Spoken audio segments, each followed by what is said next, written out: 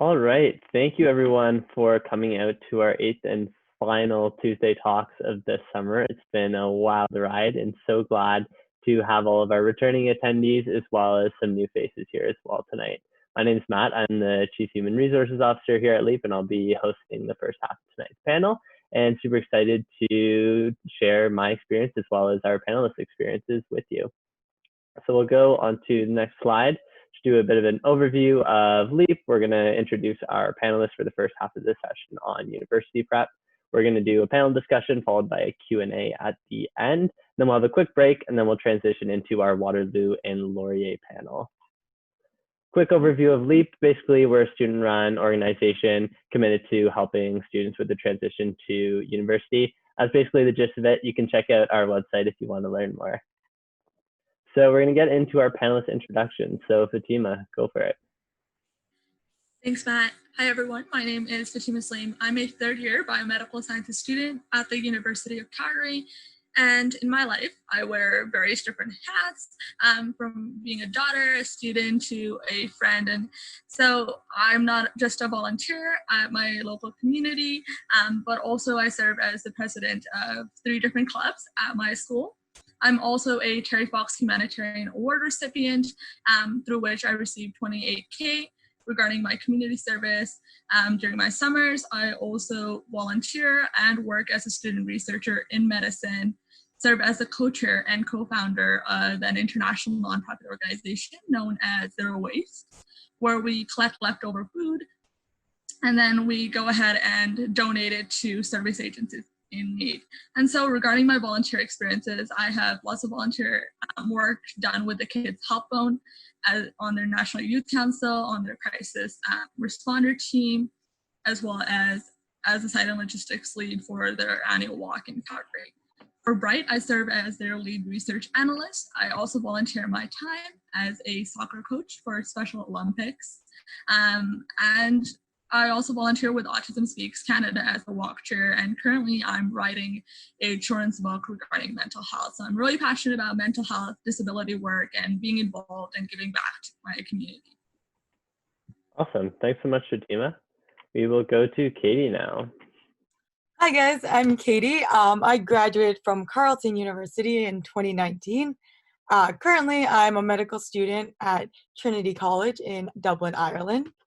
About me, currently I work at camp. If anyone lives around Niagara Falls, I work at Balls Falls. As well, I've worked with the Ottawa Police for my honors project, and I also work with a team in Ireland looking at pediatric diabetes. It's been a while since I've used OUAC and applied, but hopefully I still remember most of it. But I'm excited to answer any of your questions. Awesome. Thanks, Katie. We'll go to Constanza now.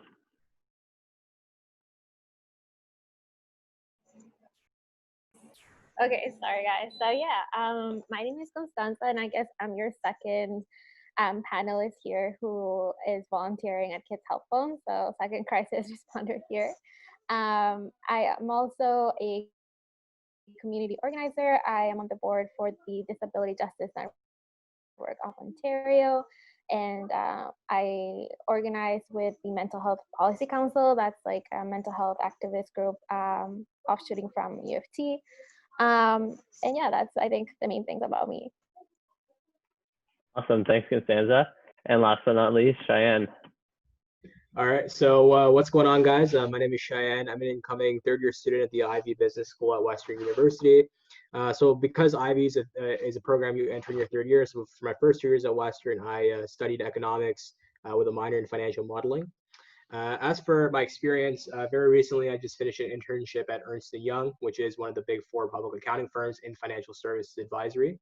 So I got to do some work on a couple of bankruptcy cases, as well as building a artificial intelligence model that basically predicts investment ideas. I'm also currently a senior associate at Investa Insights, which is an intercollegiate investment club that actually helped to found at Western. And as of market close today, we're currently managing around $206,000 of a portfolio, and we're looking to see where we can take that this year. Awesome. Thanks, Ryan.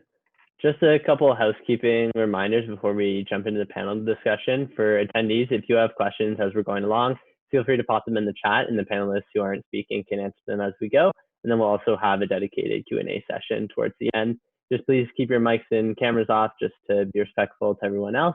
And yeah, hopefully you enjoy the panel discussion. So we're going to go over tips for applying to university and then set out some goals for our senior year in high school or for whatever other year we're in if we're not in our senior year. So we're going to look at the steps for applying to university and what does the timeline look like for that. So Katie, do you want to start us off with this one? Yeah, so it's pretty simple. So OUAC will open around the end of August, so anytime now. Basically, that just means that you can view the programs. You can't really do anything quite yet to apply, but you can look at the programs. And then your high school will give you your registration information. Usually from your guidance counselor, you'll get a number to register. That usually comes end of November, maybe middle. Then you pay a base fee. Basically, you'll log on with your information. It's $150 for 3 programs. So programs, not schools. So if you apply for 3 programs at the same school, that's considered your 3 choices. You can apply to more. It's just usually $50 per school. I know every program though is different prices, things like that. So that's all the pricing, all that. Usually they are due. I looked, it was January 15th this year. I'm not sure if they've updated it for the 2021, but it's usually around the same day, so around middle of January. Then with that, basically you just fill out, it's very straightforward, it takes you through it. You'll fill out extracurriculars. If you need references for certain programs, that's where you fill them in. Things like any supplementary things would go there as well. Again, it is really course specific. I know things like engineering and business have different components. So you'll fill all that stuff in right on the site, and then you'll submit it with your choices. And then you kind of wait to hear. And then from what I saw, it was usually they come out anytime. I know for myself, at least, like I got accepted earlier. I know we're talking about that later. So I know it can come out basically anytime from November to almost June. And then usually June 1st will be kind of the day they start asking you to accept and pay your deposit. And then other than that, that's pretty much the timeline of it.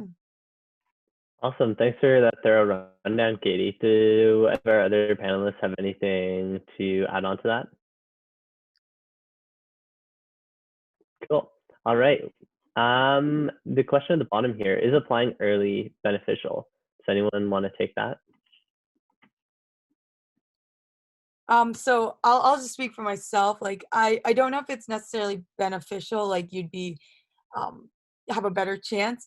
For myself at least, Carleton I know does do a rolling basis, which means that as you apply and you meet the requirements, they do accept you. So I got accepted like early November, which was, or sorry, I guess early December. So I applied almost right away as we could. So I guess the only benefit would be a relief knowing you got accepted. I don't know about other programs. That was just for Carleton and First Sciences, basically. Awesome. Thanks, Katie. We'll head over to the next slide now. What was your program application process like? So Constanza, do you want to walk us through this?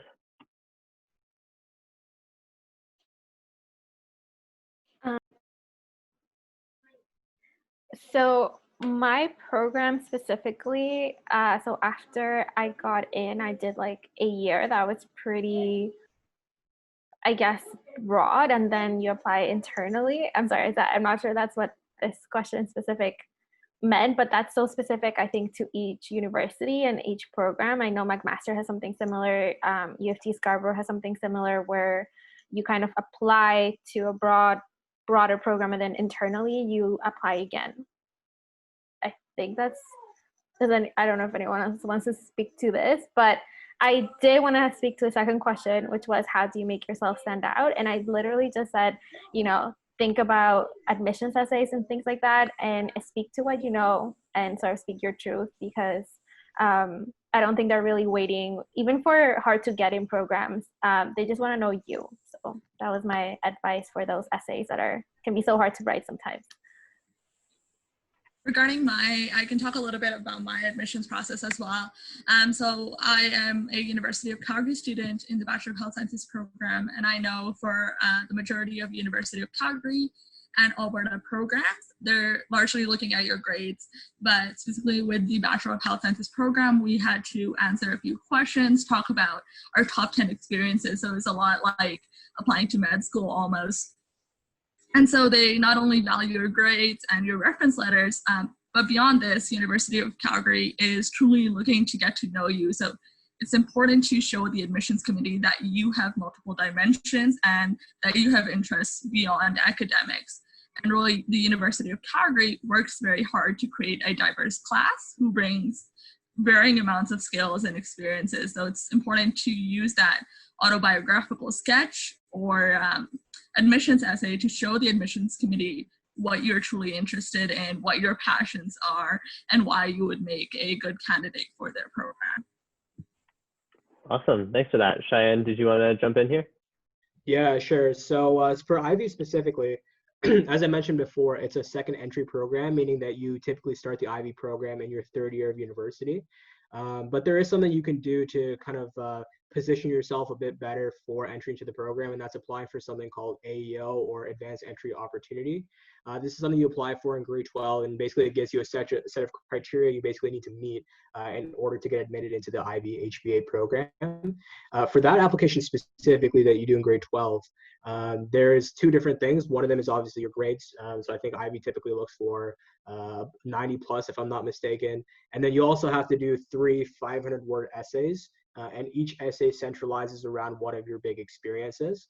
The model that I've heard usually works well for Ivy applications is one sport, one club, as well as one entrepreneurial venture. But of course, if you feel like you're a super athlete, or you're really involved with like things like student government, you may choose to kind of move it around. But that's kind of the process that I've heard usually works best for a lot of people.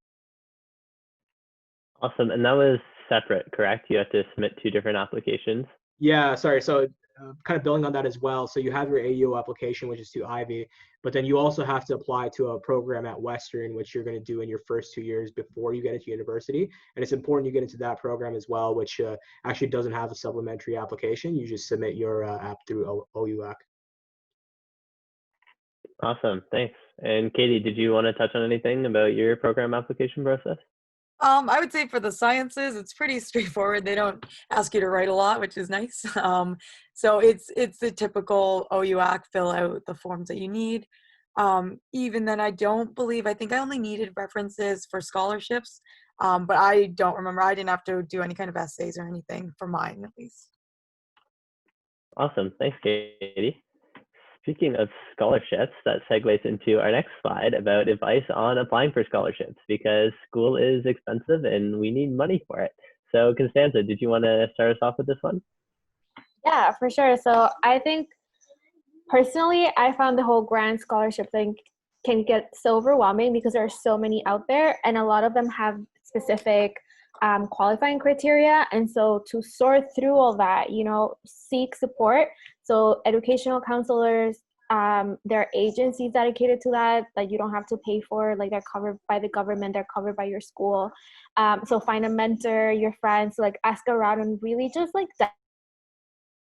I wouldn't recommend doing this on top of like a semester. I would be like, if you have some time in the summer or somewhere in between, dedicate that time to that, fill out those applications, get your references. A lot of them do require extra like supporting materials, and then so many go unclaimed, I think, for this very reason. So, yeah.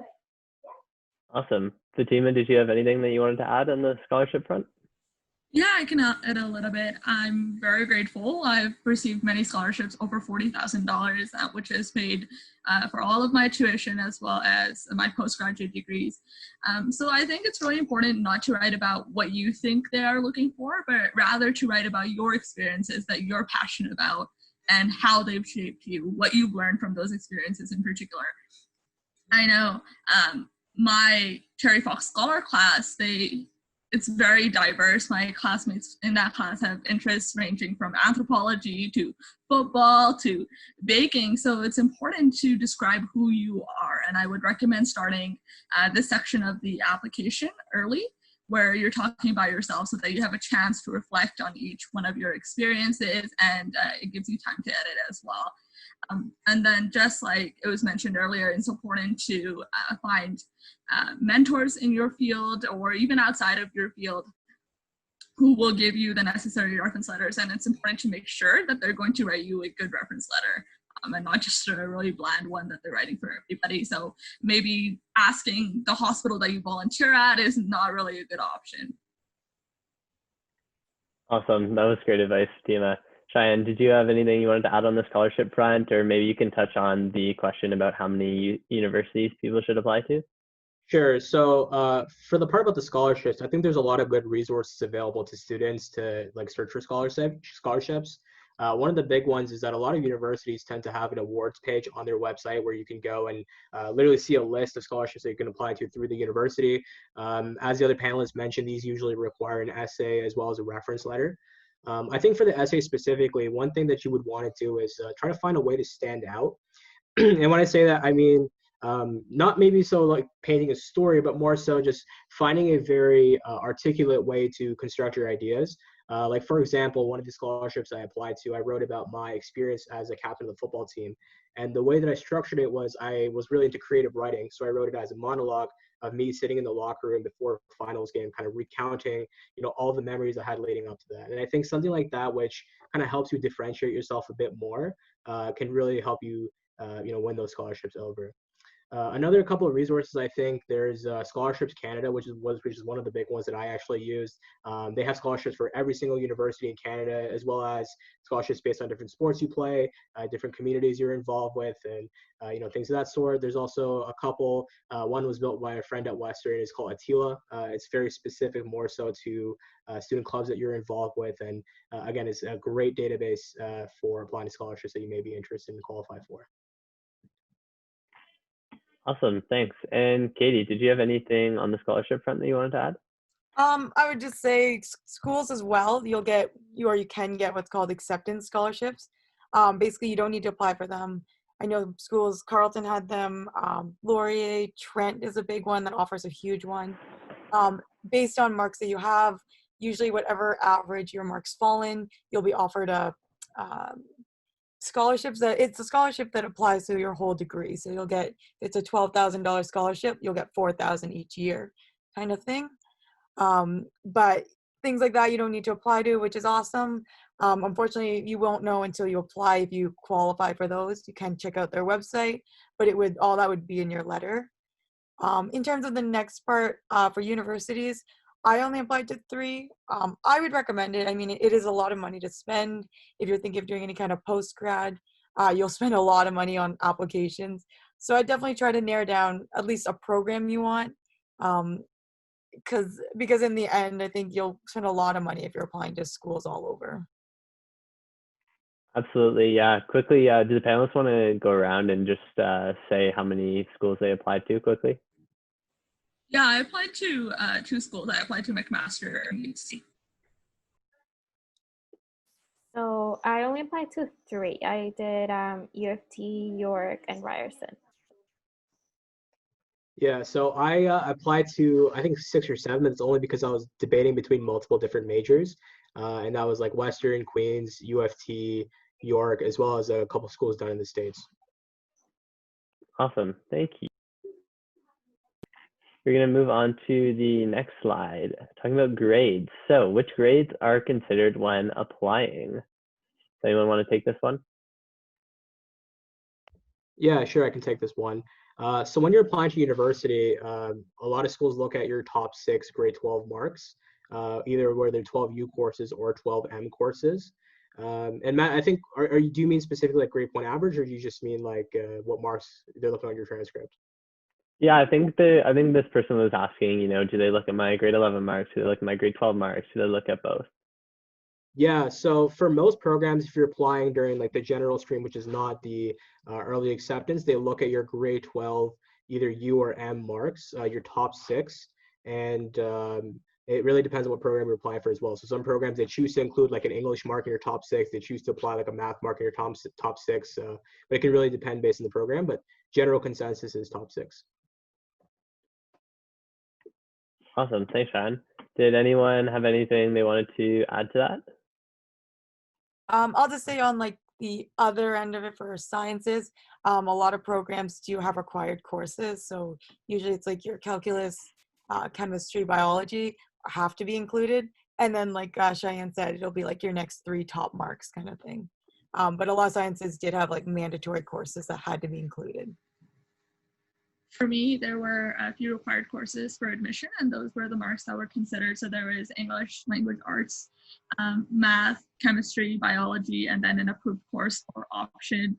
And then with early admission, they look at second semester grade 11 marks plus your first semester grade 12 marks.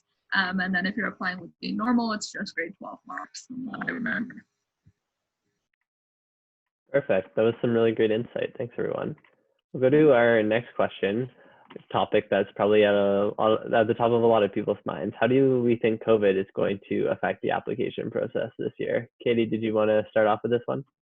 I would say there'd probably be a lot more leniency in the percentage needed. I know a lot of programs, they say you need a certain average to apply. I think they'll definitely lessen that considering all this online learning and how new that is to everyone. I do think though for programs like business where you have supplemental essays, I don't think that would change just because I don't see why there would be a need to change for that. But again, like we're all going through this, so that's just my opinion on it. I would say wait until OUAC opens and then look at your program specifically. Awesome. Thanks, Katie. Sorry, Matt. Go if I for can it. kind of touch on that point that Katie said as well. I think supplemental applications, like, yes, the essays and that kind of structure would look similar, but I feel like they're going to be a bit more lenient on the type of leadership experience you have, as a lot of extracurriculars won't be available throughout grade 12. So you may not have the chance to make that really big impact on one particular club or organization. But otherwise, what's written up there does make sense to me. I think in terms of GPA, there might be a bit more lenient. So if you're, tiptoeing around the cutoff, they may like allow a few more people to kind of pass by. But other than that, yeah, I think what Katie said is pretty accurate. Awesome. We're going to move on to our next section then, in terms of talking about goals for our senior year of high school. So a question on a lot of people's minds, how can we stay motivated and avoid senioritis? And so senioritis, for those who don't know, is, you start slacking off, you're almost done high school, you're almost at the door, you don't want to do any work, you just want to hang out with your friends, but those grades are important, like we mentioned, applying to universities, and you want to stay on top of things. So how can students stay motivated, Constanza? Thanks, Matt. So I think for this one, the main idea behind what I was saying is that education can be so demanding. And not learning itself, but like the cutthroat, you're a senior now, you're going into the real world. It takes a lot out of you. So I think to avoid senioritis, it's a new term I learned today. I think the main thing you can do is really fill your cup. Give back to yourself in some way. Find something that's just, to do just for the sake of it because you enjoy it, or find really nourishing people in your life. That vein of thought, and I think that can really compensate some of that burnout, really, which is what senioritis kind of is, like the drop in motivation, I'm a senior now, like what the heck. So absolutely. Fatima, did you have anything you wanted to add to that? I really like that idea of taking time out for yourself, maybe once a week or something like that. I know throughout high school I wouldn't do anything on Sundays, but I remember that the rest of my week would be pretty packed. But yeah, it's really important to stay motivated and just remember that you're almost there. You're almost done. So you're so close. Absolutely. We're going to move on to the next slide now. We're going to look at tips for balancing school and also applying for university. Katie, do you want to touch on this? Yeah, so I would definitely say don't try to do your application in one sitting. Start it, you can save it, come back to it, work on it, start early. I think the best thing you can do now, especially if you haven't gotten your login information, is just start keeping track of everything you've done. Your resume is a great place to start. As well, start thinking of who you might want to ask for references. People get busy, definitely best to hit them early to try to get the reference out of them. Sorry, I was on mute there. Cheyenne, did you have anything you wanted to add in terms of balancing school and applications or the motivation piece? Yeah, for sure. So for the balancing school and applications, I definitely agree with some of the things some of the other panelists have said. I think it's very important to manage your time well. Make sure you're like, when you first realize you want to apply to a school, like I'd say get a Google Calendar going and say what part of the application you want to get done on which day. That way you have time in between to really think about, what you just wrote and how it fits in with your kind of overall story. I'd also say get used to a lot of the digital tools that are available to you, like as I mentioned, Google Calendar, things like Evernote, Microsoft Office, and how to leverage those different tools to kind of manage your time well. Because not only will it help you now in terms of like balancing school and applying to university, but in university it'll also help you with balancing school and all the other extracurricular commitments you may have. So I think it's something it's a very important skill to develop, not just now, but also something that's going to be incredibly helpful to you later on in life as well. Absolutely. Constanza, did you want to add to that? I think that really did cover it. I mean, I put a few points on this slide, but that's basically it. Google Calendar. There's another tool called Airtable that some people love. I have been using it more lately as well. That can support you. And as I've said before, reach out. You're not alone. If you're struggling with time management or you're new to it, talk to someone about that. And then the other thing was doom scrolling. I heard that's a thing now, and we are in a pandemic, so it's totally normal, but it can take a lot of time away. So maybe find out what you're okay, like how much time you're okay spending just like scrolling or on social media. And if that's too much, you can cut back on that and you might find more time. Yeah, for sure. And building off of that, did you have any other tips for creating an effective routine for managing everyone's school life, work, ECs? I think the main thing, honestly, is even just knowing that you need a routine. It's like at a certain age, high school is so structured, and then the rest of your life isn't. So even having that awareness that this is something that you need to consider, I think is the main thing. And I would recommend the book Atomic Habits by James Clear. A good read and very practical advice in this topic. That is my all-time favorite book that I've ever read. So That's yes, so everyone go and check out Atomic Habits. You will definitely not regret it. Fatima, did you have anything you wanted to add here? For me, I like keeping a schedule on my phone or on my laptop as well, a Google Calendar, just like everyone's mentioned before. It helps me keep track of what I need to get done. I also can't work from home at all, so I love to get outside of my house, and then I can separate my work life and my extracurriculars from my home life. So that really helps me balance those out. But I think that's pretty much it. I also like to keep my phone turned off when I'm doing my schoolwork or I'm focusing on an extracurricular. Sometimes I try to do both at the same time. That usually does not work out. I would recommend sectioning off different slots for everything, so that works better. Yeah, that's definitely great advice.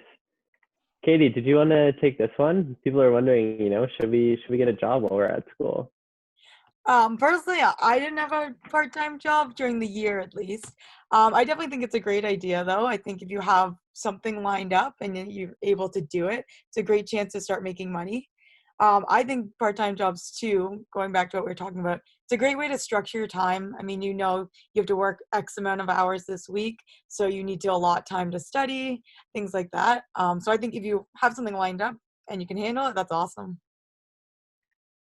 Yeah, I completely agree. Did any of the panelists have a part-time job when they were at school and want to touch on how that went? Yeah, go for it, Cheyenne. Yeah, so I actually did have a part-time job during school. I was interning at the Royal Canadian Navy nearby. And how I kind of balanced that was, I had a set amount of time every single week that I had to dedicate towards it. And I played around with, different things with my schedule. So sometimes because it was like a lot of working on my own time, sometimes I would like wake up early and work and see how I liked that. Sometimes I would work right before going to bed and after school and everything, see how that worked out for me. And I started playing around with a lot of different timings throughout the day, and I really found what worked best for me. And I think that was like a really good way to manage my time, because I think it's better to work a lot smarter and work during a time when you know for a fact you're going to be focused and it really works well for you, as opposed to trying to cram it into a random time of the day where you may not be as focused or efficient with your timing. For me, I work part-time as a basketball referee, and I continue to still do that job now, and it was really beneficial for me. It taught me a lot of life lessons, how to communicate with people as well, and lots of things that you don't learn when you just go to school. So I think it's really important to have a part-time job, and I remember I worked weekends or whenever I had the opportunity to do so, and sometimes people don't have that choice and you have to work a part-time job, but I think at the end of the day, you should take it as a gift, and it teaches you a lot of valuable life lessons that will come in handy later on, even in when you're doing interviews, etc. And yeah, I guess I'll go last. So I started out university with a full course load and 2 part-time jobs, and I completely burned out. As you can imagine, that was a lot for me personally.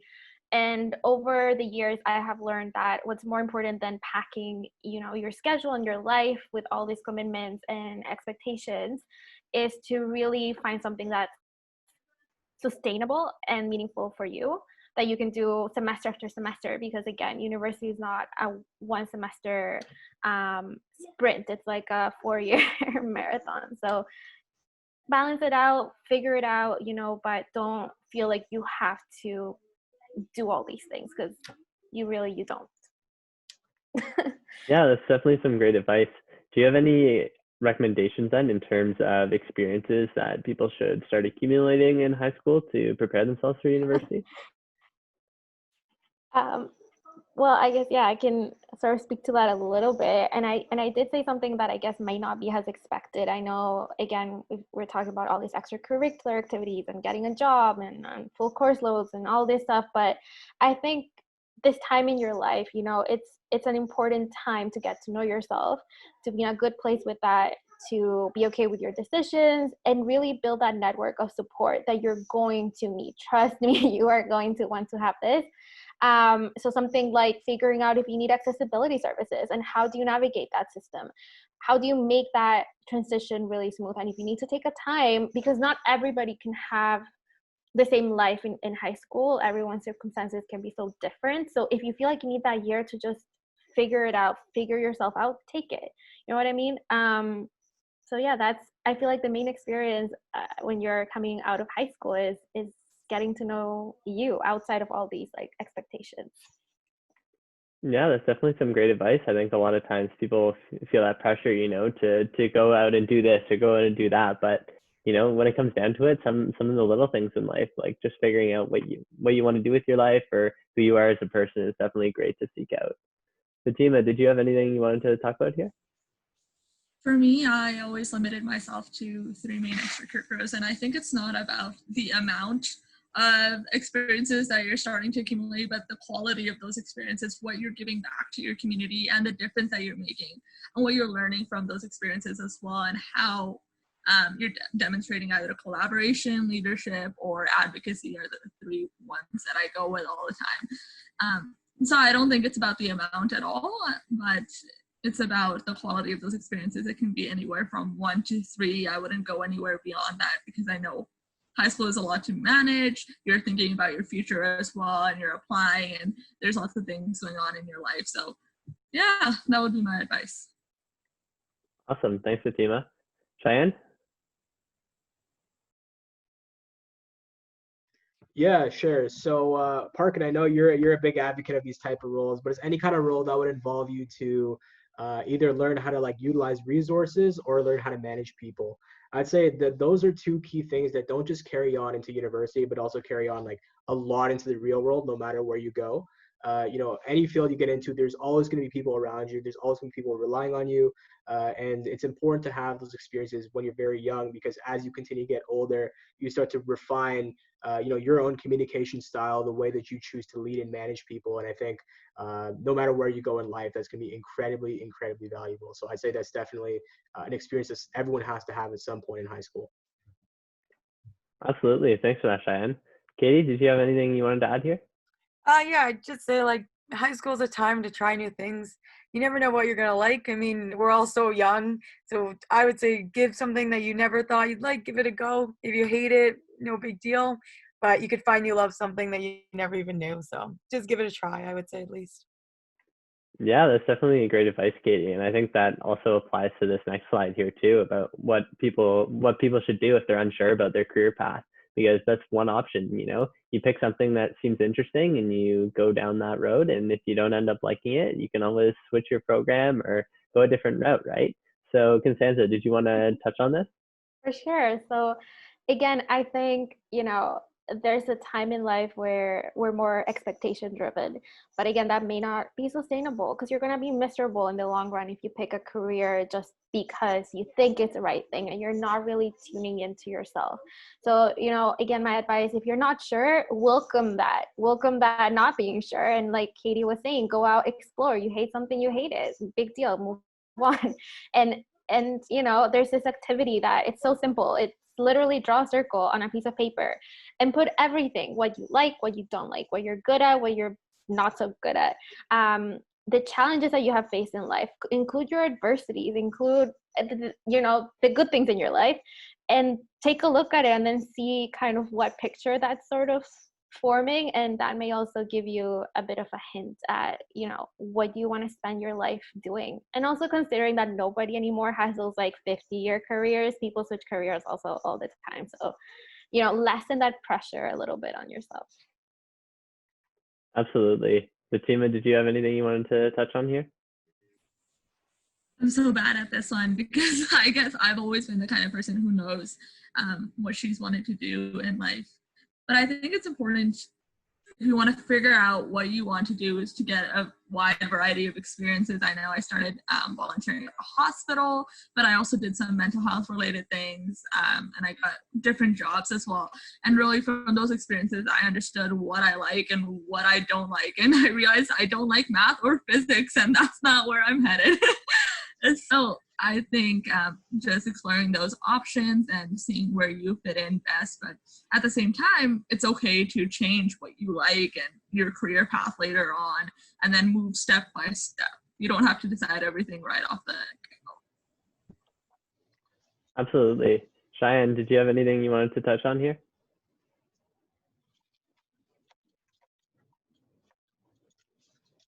Yeah, sure. So to kind of touch on that again, like I think I sympathize with Fatima where I was lucky that I knew early on that like I was interested in things like finance and economics.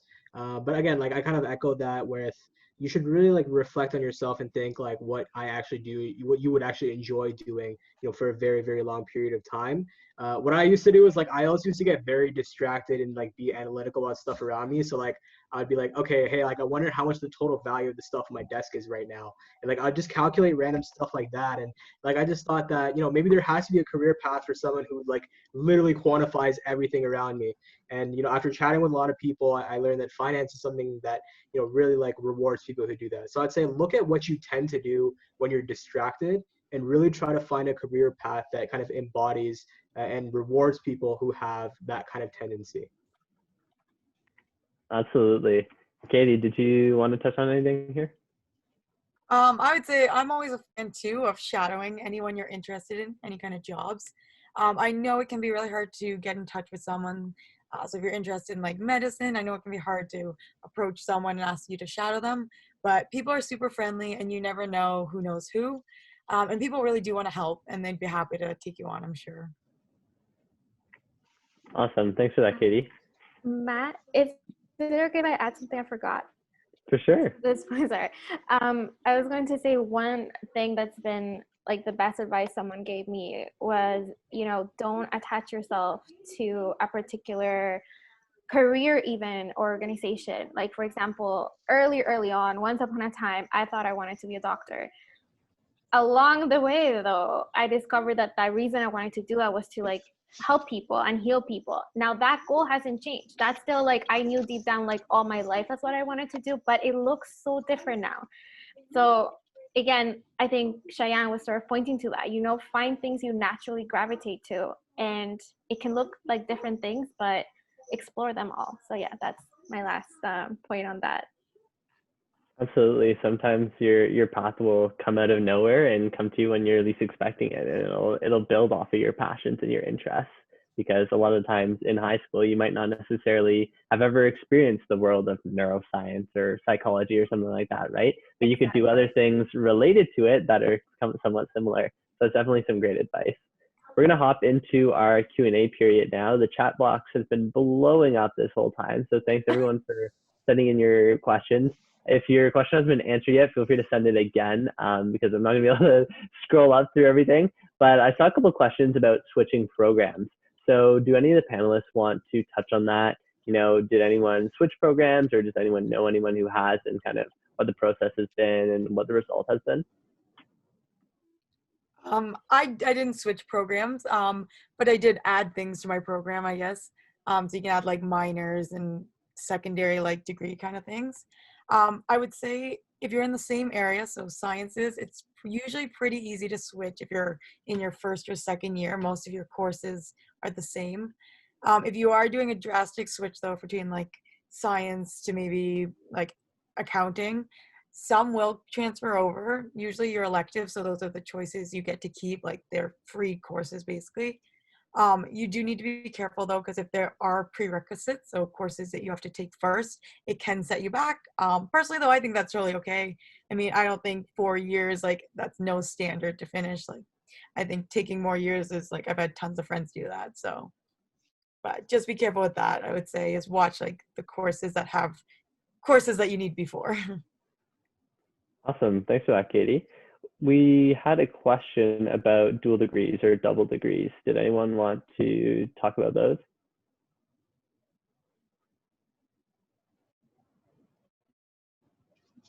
All right, we will move to another question then.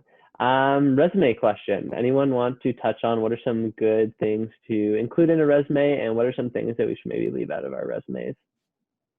Yeah, Cheyenne, go ahead.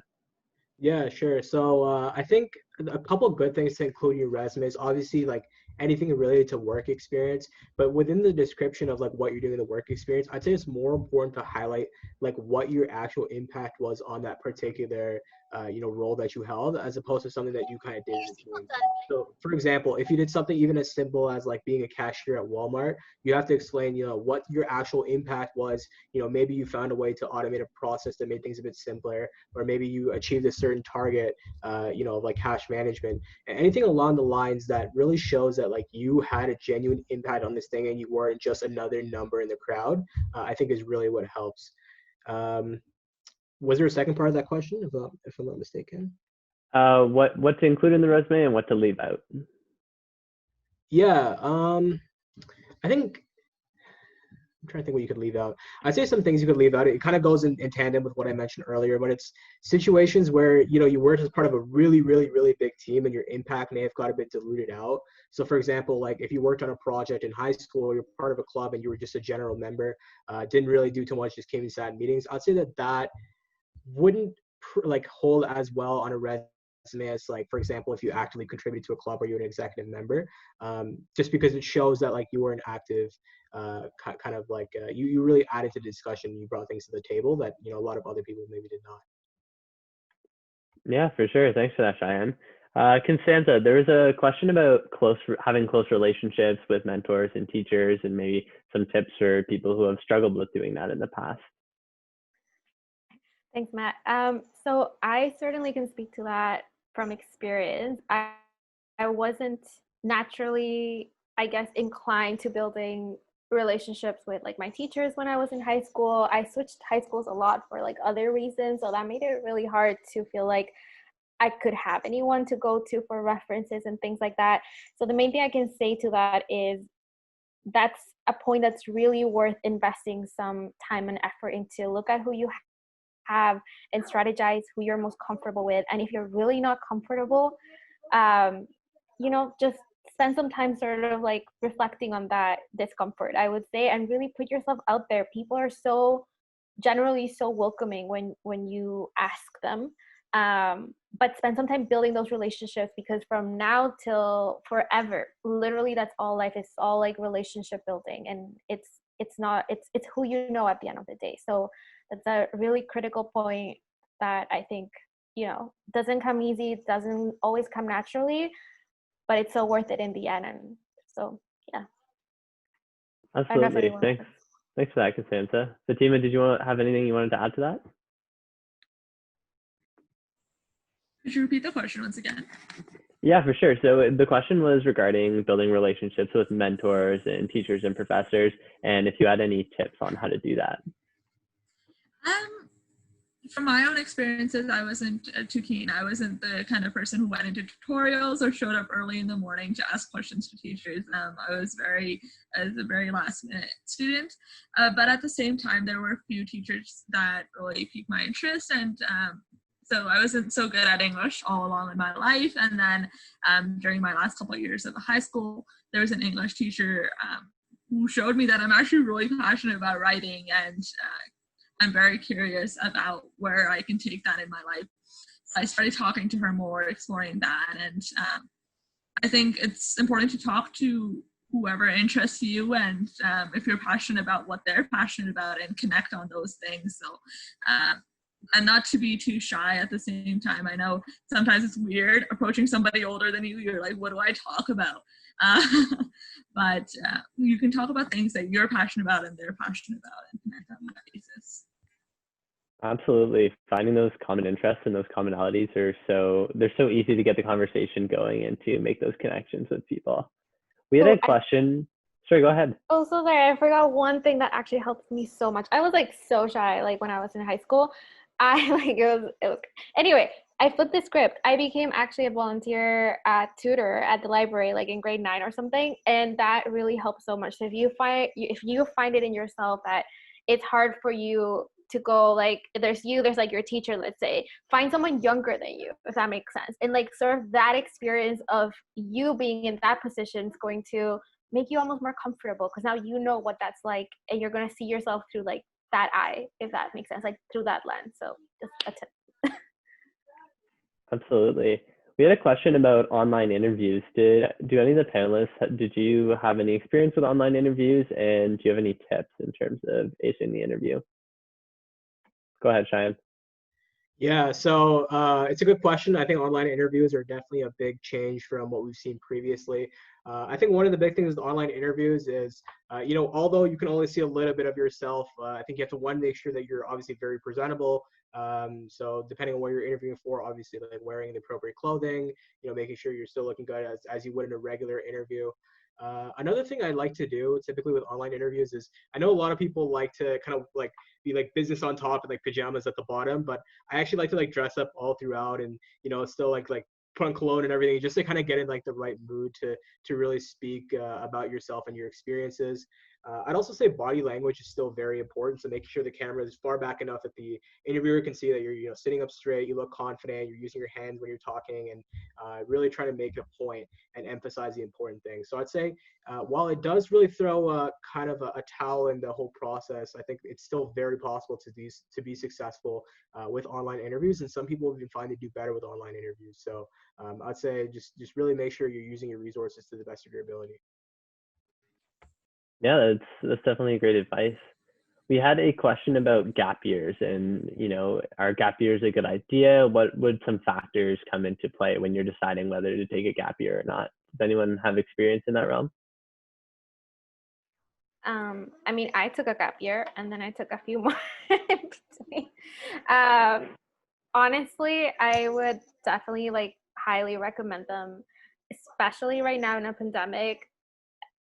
Why not? Yes, you can travel, which is like the most typical reason, I guess, for taking a gap year might be to travel somewhere and get another, you may be called to maybe experience something, maybe you want to work, maybe you want to, do something in the community, to get to know yourself better, whatever it is. Universities are going to be online now. So it's going to be a lot more accessible, if that makes sense. So maybe a gap year can also look a bit different now, because universities are online and they're doing courses online. So I'd say, why not? Like, go for it. Absolutely. That's great advice. Katie, did you want to maybe talk about your application process to an international school and what that looked like? Yeah, so I applied to med school in Canada and outside of Canada, so to Dublin. In terms of applying internationally, it was pretty easy. Most applications, I would say we're a little spoiled in Canada where we have a central base like OUAC to apply to everything. But most things like in the States, other countries, you apply individually. Um, in terms of international, it's pretty easy. I did a letter of intent, which is basically why you want to do this program, a little bit about yourself. I had to get references, and then I did have an interview as well in person.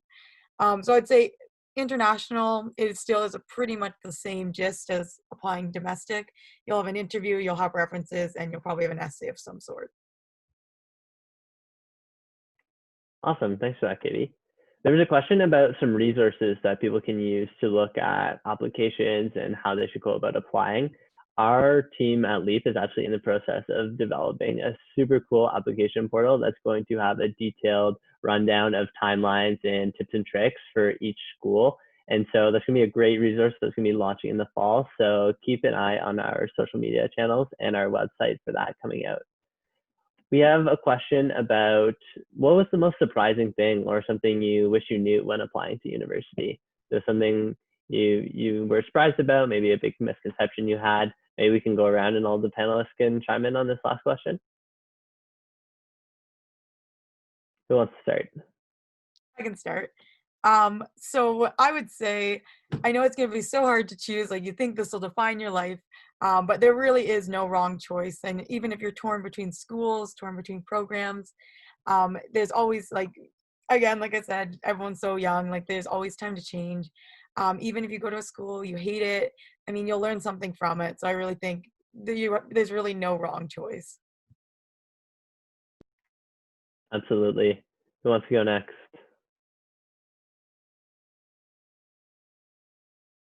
All right, Cheyenne, I'm going to put you on the spot. Sure. All right. So, yeah, I think it's not really a misconception, but one thing I wish I looked at more was really the things you'd be doing outside of just your academics. Obviously, everyone's very focused on getting a degree to get a good job, but you also got to understand that university is a lot more than just a piece of paper and a couple classes you're taking. It's a whole like change in lifestyle, and it's a whole new group of people that you're surrounding yourself with. And I was very fortunate that like I'm very happy at Western. I really like the resources available to students. Make sure before you apply, like try to go to the university campus, tour around a bit, get like an example of like the vibe of the campus, try to learn a bit more about the clubs and opportunities available for you for everything outside of school. And because I think that's the most sustainable way to live. And frankly, like looking back, if I could add more years to my degree, I probably would. I'm just like incredibly happy with everything I can do outside of class at Western as well. Thanks for that, Cheyenne. Fatima, did you want to go now? Yeah, I think one of the most surprising things was how much I ended up loving school and loving my degree. Just like Cheyenne, I love the courses that I've started taking, and I'm very excited about where everything's going. And yeah, it's important to stay excited and stay passionate and follow those passions and see where that ends up, even if it doesn't follow the set route that you had imagined for your life. Go for it, Constanza. Okay. Well, I mean, I would say to separate you may not know it, like Fatima was saying, like she sort of like learned it in the process, but sort of separate the learning and the institution. You may surprise yourself. Like I was personally really surprised with sort of academically, things were much better than I expected. And I love my classes. I love like what I was learning and the professors and the people, but the institution sometimes can be problematic, and it can be problematic for many different reasons, which of course I can get into. But maybe do your research beforehand. Like if headlines are there, like I'm not going to name names, but like, learn about the institution. Like it's different from the learning. So that would be my takeaway, and make sure that it's something that you're going to be safe in and happy in, because like I said, it's a big chunk of your life that you're spending there. So awesome. Thanks for that, Constanza. We are going to bring our first part of the panel to a close now. So thank you all for coming to the first half of our panel on university preparation. Here are our panelists' LinkedIn's there, so you can feel free to reach out and carry on this conversation. I want to give a huge shout out and thank you to all of them for taking their time on their Tuesday evenings to come out and chat with all of us tonight. And as I mentioned, we are going to be posting extensive application resources for university on our website. So keep your eye out for that.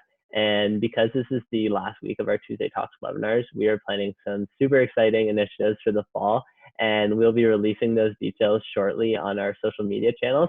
So just a little tease in here for you, but make sure you keep following our social media channels and keep your eyes out for our fall offerings and initiatives. We have a quick little plug here. So we're hiring ambassadors, so brand ambassadors, campus ambassadors. So if you're a high school student, you can check out our brand ambassador applications. And if you are a university student, you can check out our campus ambassador applications. You can go to our link tree or check out our website. We're specifically looking for ambassadors from the East and West Coasts. A lot of our applications have been coming from, central Canada, and we're really looking to get that exposure and that diversity across the country. So make sure to check out the job descriptions on our website and apply. We're going to take a quick break for a couple minutes, and we'll let our Waterloo and Laurier panelists come on. For those of you who are heading out for the night, thanks so much for coming. And for those of you staying on to hear more about Waterloo and Laurier, just hang on a couple more minutes. Thanks, everyone.